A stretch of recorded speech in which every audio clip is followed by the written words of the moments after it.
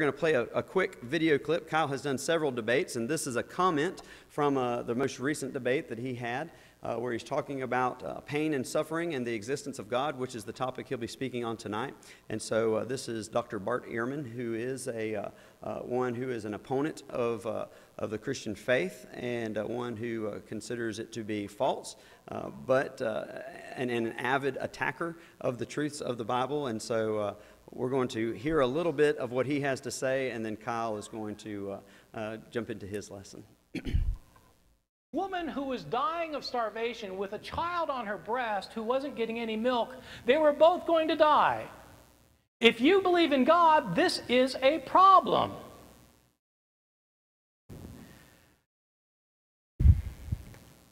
You should not settle for simple answers, even if they're given to you by somebody who is a very convincing speaker and is very confident. You should think for yourself and try to figure out why you think there is such suffering in the world. Well, after I taught this class, I kept thinking about the topic, and I thought about it for another 20 years before I wrote my book that dealt with the issues in the class, the book that deals with the biblical views of suffering, a book that came out about 5 years ago or so, 6 years ago. During those intervening 20 years, I kept experiencing suffering.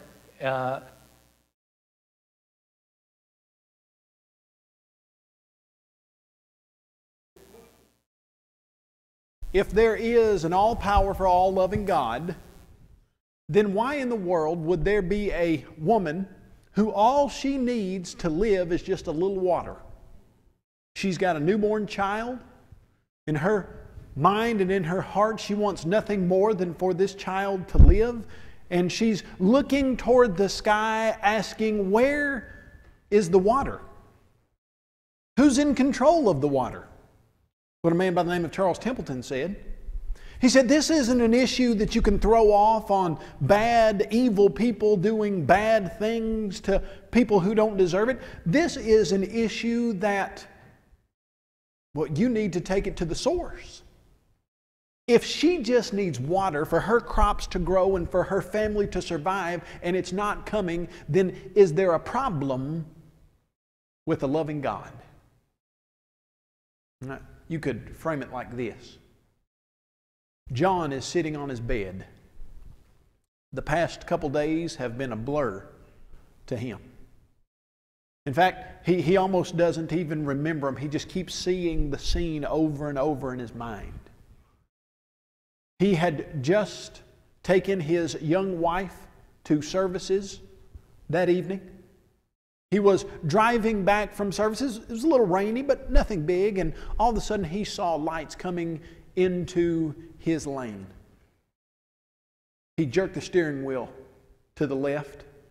The car moved over to where it careened right into the passenger side. John scrambled out to get across the car to see if his wife was okay, and she wasn't. She was dead. He looked up to see a drunk driver rolling out of the driver's side of the car that had just hit them. That was 3 days ago or so. He couldn't even remember. The funeral had taken place, but he almost forgot who even preached it. All he could think about was his wife was gone. They had dated for 5 years. In fact, that had been the only girl that he had ever dated. The first girl he'd ever kissed.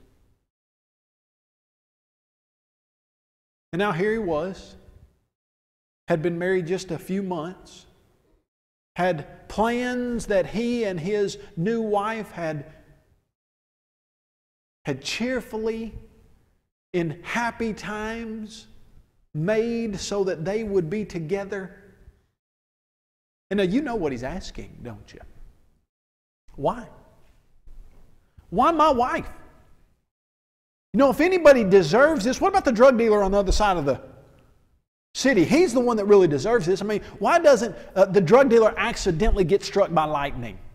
Why doesn't the drunk driver accidentally run over the drug dealer and they both end up in a tragic death accident? Why doesn't that happen? That would seem like justice, wouldn't it? But instead you got a Christian woman who grew up doing nothing but trying to do her very best to please the Lord. She had just married a young Christian man, and now she's gone and this man is left with a broken life. There's your heart out, doesn't it? You know what the skeptic says. Skeptic says, look, if you were a dad and your child was going to go through this kind of pain and you had the ability to stop it, and it wouldn't really cost you that much, wouldn't you? Wouldn't you stop it? In fact, I've seen atheists like Dan Barker, a man I debated in 2009. He said, if you knew that your child was going to die, if a terrorist was going to go into your child's school and you knew he was going to die, but you had the ability to stop the terrorist, would you do it? What's your answer? Well, we all know the rhetorical answer to that question is absolutely positively we would. And then Dan Barker says, well, you're more moral than God. Because that terrorist can walk into a school and God, supposedly, if He's the God that you say He is, has the ability to stop it any time that He wants, but He doesn't. And so why? The man that you just got through watching, his name is Bart Ehrman. Several years ago, I ordered some tapes from a company called The Teaching Company. It was the Great Courses series, and in this series there are supposed to be teachings from all over the country from the top professors in their particular disciplines. You're supposed to get these classes, and these classes are so you can learn what the brightest college students across the nation are learning. And I put his tape in. I didn't know who he was. I put his tape in. I was supposed to be learning about the New Testament. Well, after about 2 lessons, I realized this man is not a believer in God. He doesn't believe that the Bible is the inspired Word of God. I'm not learning New Testament here. I'm learning something absolutely positively different from what the New Testament teaches. And so I sent him back. It's a money-back guarantee. I sent him back and I said, hey, this isn't New Testament. I'd like my money back and I'd like to get some different courses. That's all I heard out of Bart Ehrman. That's the only thing I knew of him. Until probably about maybe 2.5 years ago. Come to find out, Bart Ehrman is one of the loudest voices in the skeptical community against the God of the Bible. He wrote a New York Times best-selling book called God's Problem: How the Bible Fails to Answer Our Most Pressing Question, Why We Suffer. And in essence, he said, boy, I sure would like to be a Christian. I really would. I tried to be a Christian. In fact, I grew up as a Christian, he says. But I started looking into the world and I started thinking for myself. I started realizing that I wasn't going to take pat answers from preachers as they tossed them out to me. I was going to really dig into this stuff myself. And the problem that caught me up, the reason I can no longer say I'm a Christian, he said, it's the problem of suffering. In his book, he says there seems to be some type of logical problem here. And he says, this is it. If there is an all-powerful God who is all-loving, then why does evil exist? It's a problem that a 3rd century BC Greek Epicurean, or a Greek, basically wisdom philosopher, put out. He said if God is all-powerful, then He could stop suffering. But He doesn't. If He's all-loving, then He would want to stop suffering. But He hasn't. And we know suffering exists, so either He's not all-powerful, He wishes He could stop it, but He can't. Or He is all-powerful, but He's not all-loving. He doesn't really care to stop it. In fact, He kind of likes watching you suffer, and so He lets you do that. He said, but these 3 ideas, they just don't all seem to fit. You ever had a problem with suffering?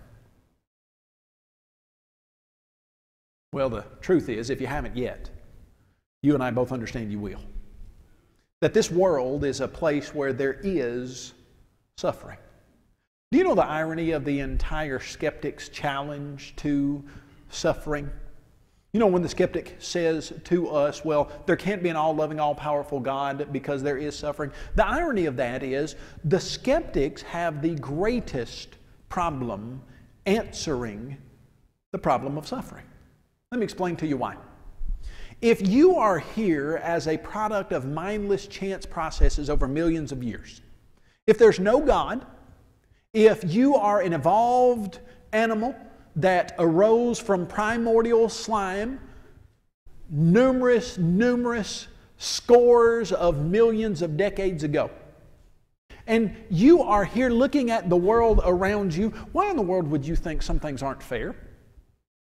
Why would you think some people don't deserve what they get? Why would you think that some things should be different? You see, the problem of suffering stems from our understanding of something is wrong. And let me tell you, something is wrong. Something is terribly wrong. When you flip on the Yahoo News and you see a girl who's been abducted for 9 months, and in what they describe about what happened to her for those 9 months, they use terms that would almost make you physically sick. Something's wrong there, isn't it? But hold on just a second. If you're just evolved primordial slime, why in the world would you say something's wrong? This world is what it is. You see, the fact that you know there is injustice in the world leads you to think that there should be justice. And if there really is such a thing as justice, if somebody really is suffering unjustly in this life, if a person actually is sinning against another person, then that means something's wrong, doesn't it? And if something's wrong, that means there has to have been something right. You see, C.S. Lewis put it like this. He said, as I was struggling through my atheism, and he was an atheist at one time, he said, as I was struggling through my atheism, I knew that there was injustice in the world. He said, but I started to ask myself, where had I gotten this idea of injustice? He said, you don't call a line crooked unless you understand what a straight line is. He said, so I had a couple options. Either I could throw away my idea of justice and I could say it's just a personal whim. Meaning when a 15-year-old girl gets abducted and someone does horrible things to her, I don't like that, but I can't say it's wrong, I just don't like it. He said, I could say it's just a personal fancy of mine, it's a personal whim, and then I could get out of having to answer justice. But it's not just a personal whim, is it? I mean, we understand some things are wrong. And so he said, what I realized was atheism can't answer why some things are wrong.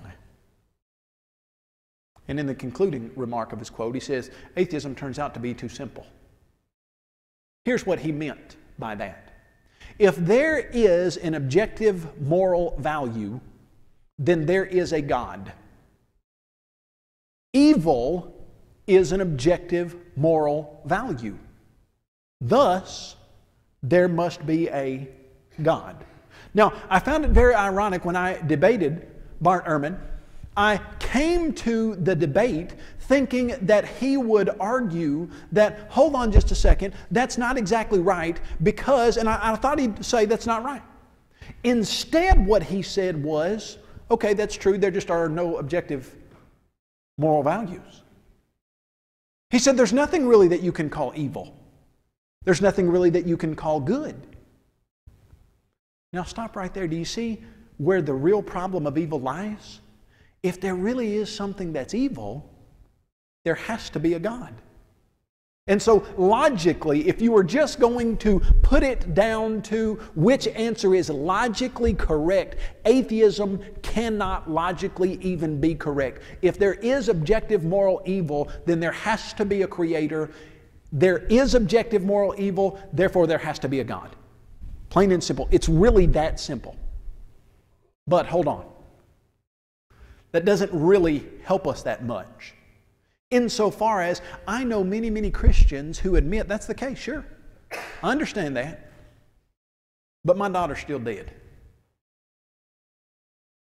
And it just still seems like something's not going right. And that's when you move into the idea of the experience of suffering. Okay, maybe we've got an answer to the head of suffering. Maybe we can logically show, okay, suffering doesn't militate against God. But what about the heart of suffering? What about when you do see John with his head in his hands and his face puffy and red swollen from crying for 3 solid days, and his wife has been killed by a drunk driver? What do you got for that? And so then you just move into, can you answer suffering? And we've got to admit that we've got some good, solid answers. But we don't have all the answers. And what I mean by that is, what I'm going to give you will provide a framework by which you can work through experienced suffering. But I'm not going to say, you know what, guys, I'm going to be able to stand up here and in 45 minutes I'm going to be able to help you solve every problem that you've ever had with the idea of suffering. And when you walk out of here, it doesn't matter if you've lost a kid, it doesn't matter if your parents have died, it doesn't matter if you've lost a spouse. When you walk out of here, you're going to totally understand everything that's ever happened to you, and you are going to be completely 100% at peace with all suffering in the world. I can't do that. But let's work through it in a way that we can offer a framework to deal with it. Let's ask this question. Did God ever intend for this world to be a world of suffering? Now, when we answer this question, lots of times the skeptic will say, well, hold on just a second. You don't know what God ever intended. You're going to the Bible and you can't use the Bible to answer these types of questions. Well, let's see if we can use the Bible to answer these types of questions. Where did anybody get the idea that God is an all-powerful God? Where'd you come up with that? Well, if you were to go to Genesis chapter 17, Abram describes God as the Almighty. In the book of Job, we read that Job says, God, you are almighty and nothing that you want to do can be restrained from your hand. Where do you get the idea that God is an almighty God? From the Bible, you formulate that. Where did you get the idea that God is all loving? Beloved, let us love one another, for love is of God, and everyone who loves is born of God and knows God. He who does not love does not know God, for God is love. Where'd you get that idea? You got that from the Bible too, didn't you? Do you understand that the skeptic has formulated this problem from the Bible? They've taken segments of the Bible and said, well, you guys say from the Bible God's almighty. You guys say that God is all loving. And then they try to say, but you can't use the Bible to answer the question. Well, that's not fair, is it? Let's see if we can use the Bible to answer the question. Did God originally put humans on this earth in a perfect paradise situation in which they did not die and there was not pain and suffering? He sure did. In fact, He knew that there would later be suffering. And I was thinking about this today. Why would He put humans in a paradise like He did, knowing that there would be suffering? Because down the line, when skeptics tried to say, well, your God's not fair, God could say, yes, I am. In fact, I have provided the ultimate answer to suffering, and that answer was originally, choose my way. But humans didn't, did they? Can you believe Adam and Eve? They didn't. Those sorry first two humans, they did not obey God. We would not have done that had we been in paradise, would we? Would we? You see, the truth is, if I were to ask you at any given time in your life, could you have chosen right when you chose wrong? Was there ever a time when you were forced to choose wrong? Ever? Once?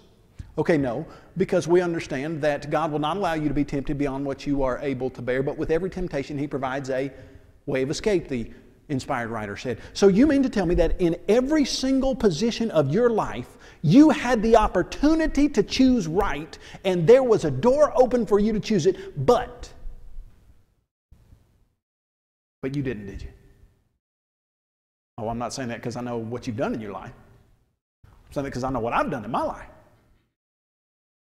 And you and I both know that there has been a time when we could have chosen God's way and we didn't. So what are we to say about Adam and Eve? We can't blame them and say, you guys, if you would have done better, because we haven't done better.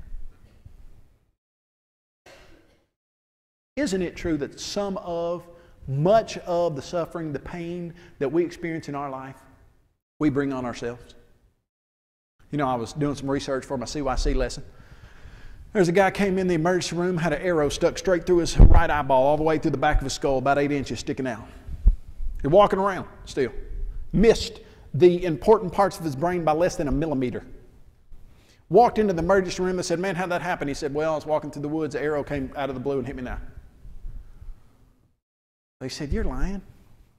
He said, yeah, here's what really happened. I wanted to be in this prestigious group called Mountain Men's Anonymous.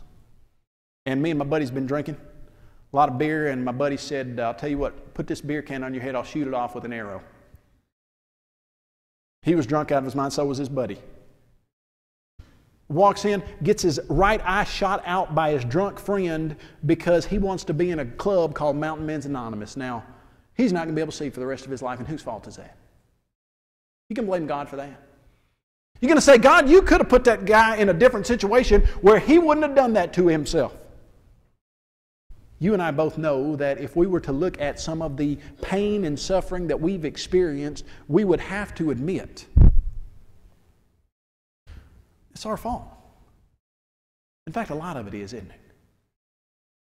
You know, we could be here all night, and I could talk to you about people who right now, they're divorced, they're living by themselves, they're lonely, they're sad. They're divorced because they were at work one day and they looked over at the girl in the cubicle next to them and they thought she looked a little bit prettier than their wife did that day. Well, they struck up a seemingly innocent conversation but started moving into a little bit of flirtation, and within about 2 months they were sleeping together. They don't get to see their kids. Well, they do. About once a month for a couple days. And in the summer they get them for a couple weeks. That's not how they wanted their life to go, but it's how their life has gone. You know whose fault it is? It's theirs. Now, are we saying that God's not fair because He lets us make decisions and sometimes we make poor decisions? You know, the skeptic says, well, God could have changed that. You know what God could do? God could step in every time a person's going to make a bad decision, and He could alter things so that they don't have to suffer as much. I want you to think about that just for a minute. What if the same consequences accrued if you worked for 8 hours a day and you got paid for it and you took that money home and tried to help your family? Or if you just stole money a couple hours a day and you got the same consequences as the guy who worked? What if the exact same consequences accrued as if you were a fine, upstanding citizen in your country and you tried to help your neighborhood and your environment and society do better, or if every Tuesday night you went and shot your neighbors and took stuff from their house? What if it's the same consequences? What if it's the same consequences if you were a faithful spouse to the person that you promised you'd be faithful to for your whole life, or if you slept with 4 or 5 people a day? What if you had the same consequences? Would that teach you anything? You see, it just so happens. The reason that the skeptic doesn't understand the problem of suffering is because they don't understand the purpose of life. What is the purpose? What are you here for? Well, I'll tell you what a lot of us think we're here for. Here's what you're here to do, folks.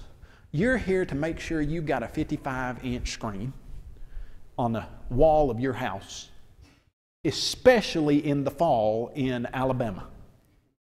Because for you to miss an Alabama football game would be terrible. In fact, not only are you here to make sure you've got a 55-incher, but you're going to need a lazy boy too in front of that. And you're going to need a family that gathers around you and helps you cheer for your favorite team, aren't you? And you know what? In your mind, you're probably thinking you deserve to live to be about 78, 82. and be healthy right up to the end. Tell you what else. You're here, aren't you, so that you can watch your kids grow up and be fine, upstanding citizens, and then you can see them after they're married to fine, upstanding citizens who hopefully are on the top of the middle class, get a nice home in a nice neighborhood, and then those kids, boy, you look grandkids. You know about the grandkids, don't you? Oh, you know what they say? They're so exciting that if you would have known how good they were, you'd have had them first, you know? The ones that you talk to everybody about. I was listening to Tom Holland. He said a guy came up to him, said, "Have I told you about my grandson?" He said, "No, and I really appreciate that. Thank you." You know those grandkids, I mean, aren't you supposed to get to watch your grandkids grow up? Aren't you supposed to get to see them get married and you see them walk down the aisle? Isn't that why you're here? You see, it never was it? You're not God's little pet. It's not like He needs to make sure you got a clean cage and plenty of food and are always happy with your environment. You see, the purpose of your life is to bring glory and honor to God. Now, if you misunderstand purposes, what happens? I've got on my table, it's ironic, that I came in the other day and there's a wooden bowl. I love antique wooden bowls. My mom I grew up watching her make sourdough bread. And I have always thought that antique wooden bowls and antique yellowware bowls were just the greatest thing ever. Now, here's what happened. This is an aside, but my mom asked me to bring her 3 big bread bowls. At the time, I remember her saying they were $50 a piece, and back in 1982, I think that was quite a bit of money for a bowl. I picked all 3 of them up. I was bringing them over, and I tripped, and I broke them. It was the last bread my mom ever made. That was it. That did the bread away. Well, I've got a little wooden bowl right on my table. I picked it up the other day. I thought it was wood. It's not even wood. It's like made out of some type of, I don't know what. But in it are 3 of the most beautiful green pears you've ever seen. I mean, they are gorgeous. You come in and you're hungry and you looked at those pears, you would think, well, I want one of those. Now, if you go up and you grab one of those pears and you bite into it, you know, those pears have been sitting on my table for about 2.5 years. They're not rotten yet. It's an amazing pear. You know why? It's styrofoam. Now, if you bite into it and you come to me and you say, "Kyle, this pear is useless. I tried to eat it and I couldn't," I'm going to chuckle and say, "Well, you misunderstood the purpose of the pear. It's not there for food. It's there for decoration." If you think that you're supposed to be happy for 78 years of your life, and you're supposed to have the job you want and the car you want, and your kids are supposed to be dressed the way that you want them to be dressed, and you're supposed to have everything that goes your way, and your job here is to be comfortable and happy, and if something's not making you comfortable and happy, then something's wrong. If that's what you think you're supposed to be here for, you've misunderstood your whole purpose, and mark my words, you will always misunderstand suffering. But if you think that God put you here to build a character that is equipped to have a loving relationship with Him, well, then suffering starts to take a different perspective, doesn't it? How in the world can a man like James write in James chapter 1, "My brethren, count it all joy when you fall into various trials, knowing that the testing of your faith produces patience. But let patience have its perfect work, that you may be perfect and complete, lacking nothing." Did you just hear James? I don't think you did, or I think I would have gotten much more of a response. Count it all joy when you fall into various trials. Look, I don't like trials. I try to avoid them at all possible cost. But James says you're missing the point if you misunderstand the purpose of your life. Isn't it true? Isn't it true that pain is often very beneficial to us? And I was doing some research several years ago, and I came across about, I think there are about 15 cases worldwide a year of congenital insensitivity to pain with anhidrosis. It means you can't feel pain at all and you can't sweat. What if you lived in a world where you didn't feel pain? You just didn't feel it. I mean, if you were running a marathon, you never felt that side stitch, so you just kept on running. If you were working out, you never felt your muscle rip, so you just kept on working out. Is it a good thing when you can't feel pain in this life? Well, I'll tell you what, you should see the lives of those kids that can't. They don't know when they bite their tongues. And so their tongues are all swollen in their face. They have to wear a helmet. I was reading about this one set of parents that said, thought we had a perfect kid, slept 24 hours a day. 23, they said. But then we realized, hold on just a second, this kid's not waking up to eat or anything. The kid never felt any hunger pain. Said he would just, when he got older, just be running into the wall, just slam his head into the wall. Huge goose egg would come up and he'd just be laughing, keep on playing. Said he'd break his leg, he wouldn't even know it. You ever seen a person run on a broken leg? What does pain do physically for you? At first you might think, well, I don't want to feel pain, but it just so happens that you live in an environment that pain helps you understand when something needs adjusting. Well, you go outside, it's cold, you're freezing, you come back inside, maybe you got a fire going there. You back up to the fire, you think, boy, this is nice. You don't feel pain, let's say. That fire catches on your pant leg. You don't feel anything. It goes through your pant leg. It starts going into your skin and then into your muscle. You don't feel anything. You don't even realize what's going on until you smell something.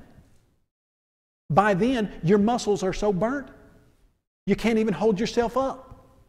Just so happens it's a good thing that when you get too close to a fire, you can tell that you're too close to a fire. Your chest starts to hurt. Maybe it just feels like indigestion for a little while. But you think, I've never really had any indigestion like this, and you start to sweat a little bit. I had a good friend, my college roommate, his dad, I think he was about 57 at the time. He was in a board meeting. He said he just felt like he had some indigestion. If he could have just gotten out there and got a drink of water or something, things would have been better, he thought. So he kind of fumbled his way out of the meeting. Luckily for him, his good friend was following him out. Followed him out, said, Bob, we're getting you to the doctor. It's a good thing that friend was there. When he got to the doctor, they ran some tests, and he had a blockage. He was in the middle of a heart attack. They showed the x-rays, and they called it the widowmaker. Said, this particular heart attack right here, if you don't get on it immediately, you die. You know, what if he hadn't felt that pain in his chest? Well, you and I both know that physical pain brings about a change of your situation. But folks, isn't it true that suffering and pain in this life can cause us to get closer to God? Now, generally speaking, when I get someone to read a verse, most of the time in my lessons I only get you to read one verse. That's it. If you've got your Bibles, I want you to open it up to Psalm 119. Psalm 119, you're going to read what I think is one of the greatest verses on suffering in the entire Bible. You understand? Psalm 119 is the longest chapter in all the Bible. You're going to find this verse in 67. Psalm 119, 67. Then we're going to go to 71 as well. It's almost identical thoughts. I want you to read it for yourself. I'm going to read it to you. New King James. Before I was afflicted, I went astray. But now I keep your word. Now look at verse 71. It's good for me that I have been afflicted, that I may learn your statutes. You know, it almost sounds cliche, doesn't it? Almost. Sometimes the only time that we ever stop to look up is when we're lying flat on our backs. There's just so much going on. You've got the kids' ball games. You've got the PTA meeting. You've got the meeting at work. You've got your favorite show you want to watch. You've got the dinner party. And everything's going so fast, and sometimes there's just not time to stop and think about what you need to do spiritually, is there? There's just so many other things. Till you get sick. I hadn't had the flu in, I don't know. I hadn't had the flu in 15 years probably. Till about 6 months ago. I don't know when the last time you had the flu was. You know, you ever seen those old dryers? I don't know, those like big industrial size old dryers on like a movie where you see it going around, boom, boom, boom, boom. That's how I felt. I felt like somebody had put me in a dryer and turned it on high speed and then dumped me in my bed, and I was sick as a dog. I could hardly even raise my head. This was the flu for 3 days. I got the flu. I was done in 3 days. And I thought the world was quitting. It was over. Now, if you hadn't had the flu, see, if you'd have told me this a year ago, I'd have been like, oh man, you sissy. I can't believe you. The flu will knock you out and you're doing nothing. You know what I had plenty of time to think about while I had the flu? Kyle, are you doing what's important in this life? I was preaching at a congregation right outside of Athens. They pointed me to a guy who was at that congregation. Said he was just baptized the other night. I said, really? They said, yeah, let me tell you about him. Said he's a upstanding moral leader in this community. We've been knowing him for years. In fact, everybody around here knows him. So we'd study with him, and he just never would become a Christian, never really would focus his attention on God and spiritual things. He said he came down with some very serious cancer. Doctors talked to him. There was a chance he wasn't going to make it. He said he stopped and started thinking about what was important in his life. And he realized, oh, hey, it's time for me to start looking up. Before I was afflicted, I went astray. But now I keep your word. Brethren, count it all joy when you fall into various trials. How in the world are you going to be happy in trials? Folks, we're not saying smack a smile on your face and act like everything's wonderful in a Pollyanna type way. I'll tell you what we are saying. Went to college with a guy by the name of David Wright. David Wright would sit in my Greek class and rattle off Greek answers like nobody's business. In fact, the rest of us we would have gotten irritated at David if we could have, because our little Greek teacher, I say little, he was about this tall, had a little gold tooth. His name was Dow Flat. He'd say, hey guys, we're going to get to study a little Greek today. Isn't that exciting? And we were thinking, no, that's not exciting. What are you talking about? Had a dry sense of humor, he'd say, heard a joke the other day. 2 silkworms got in a race. Ended up in a tie. Then he'd laugh like that. He'd ask a Greek question. David Wright would sit over there and he'd say, well, that's the accusative case of the third declension of this particular noun, and it means this. We think, come on, David. David never saw a word on any Greek page that he ever touched. David was blind, had been for many, many, many years. When David was 18, he was at a Christian camp. It was a senior night where the juniors and the seniors, they go on a walk and then they gather around a campfire.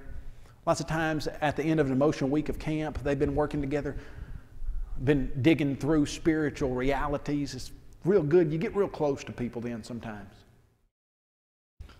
So they were going around to tell something that they were all thankful for. And, you know, one kid said, I'm thankful for my family. Another kid, I'm thankful for the church. Another kid, I'm thankful for this camp, etc. So when it got to David,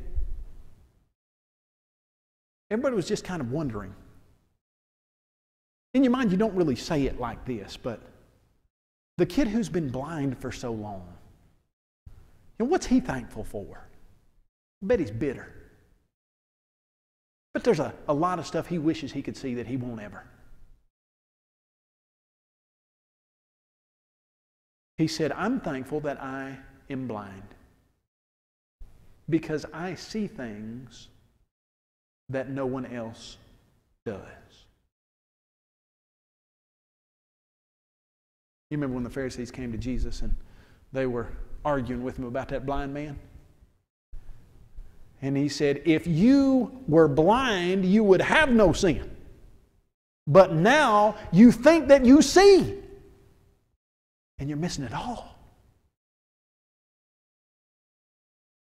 What if, let me ask you, what if you got the opportunity to bring glory to God in a way that no one for decades had been given this opportunity? What if you could get on international television and tell people this is how Jesus wants us to live? What if you could show the world that Christianity is superior to every other religion because Jesus Christ really did exist on this earth, and though He were a son, yet He learned obedience by the things that He suffered? What if you could tell the world that when you wonder where God is in your suffering, He's in the exact same place He was when His Son was dying on the cross? What if you could show the world that suffering can be an opportunity to build character and provide hope?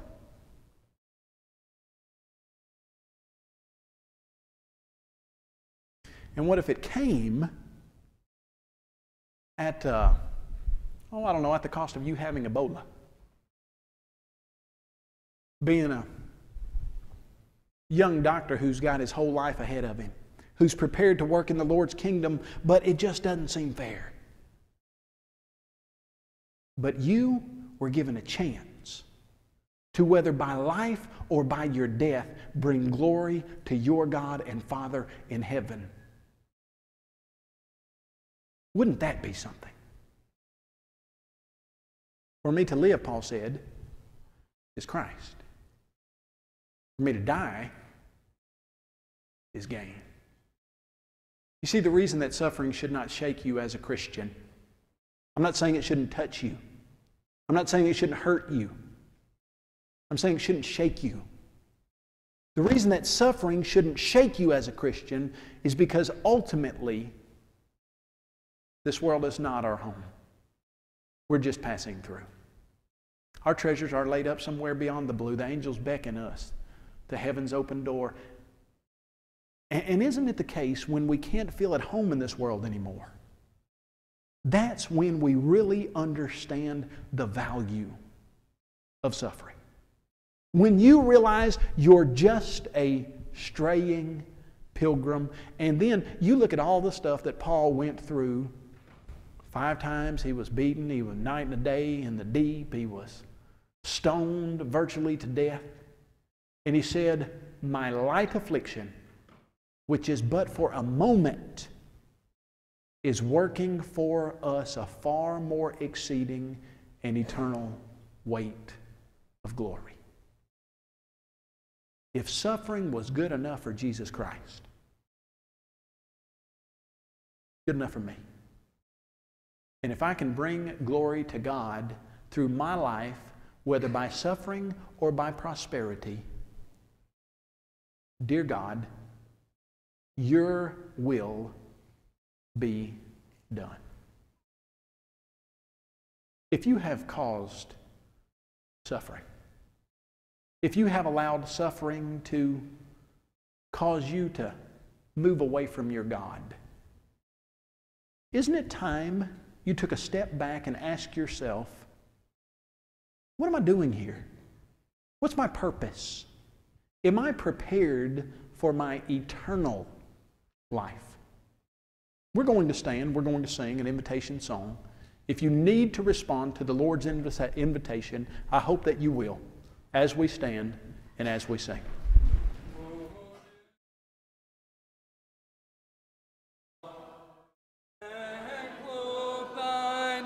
Against the light, poor sinner heart and not thy heart, behave no tonight. Oh, why not tonight? Oh. why not tonight? Wilt thou behave? Then why not tonight? Tomorrow sun may never rise to bless thy long deluded heart. This is the time, oh, this be wise. Be saved, oh, tonight. Oh, why not tonight? Oh, why not tonight? Wilt thou be saved? Then why not tonight? Our blessed Lord refuseth not, who would to him their souls unite. Believe, obey, the work is done. Be saved, oh, tonight. Oh, why not tonight? Oh, why not tonight? Wilt thou be saved? Then why not tonight?